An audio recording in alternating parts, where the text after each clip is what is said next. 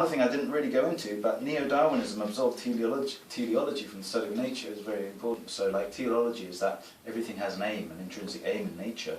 Neo-Darwinism got rid of that, said everything can be explained with efficient causes, like mechanism again.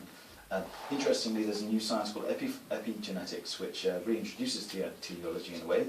There's massive debate, but anyway, that epigenetics, which is like basically if you're stressed, for example, that will have an effect on your children and even your grandchildren and so on. And there's a lot of evidence for it now. And it's just, you know, universities, they study it, you know, for the last 10 years only, though. You know, it used to be scientific heresy, but now it's sort of, you know, accepted. That has a lot of philosophical implications, really, because it means like if you are fearful, which is a sentient thing, it has an effect on your, you know, your offspring. Very interesting. But anyway, neo-Darwinism didn't believe that, and therefore panpsychism seems less feasible. Like I said, there's neural correlates of consciousness, brain damage. People think that's an argument against it, whereas really isn't.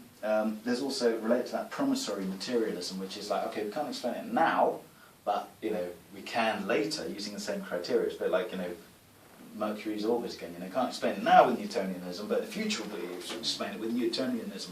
But actually, it wasn't. It had to have the paradigm shift to Einstein to make that possible. Also, of course, panpsychism makes hard demands on our imagination. You know, like how do you really imagine that? Like an atom has a consciousness or a sentience. You know, very, you know, it's impossible to picture it almost. You know, so it's difficult, and so that might obviously put a lot of people off because it just makes too much demands on. A lot of people just like to prefer to believe what's easy to think about. You know, and leave it there, move on, get on with their life.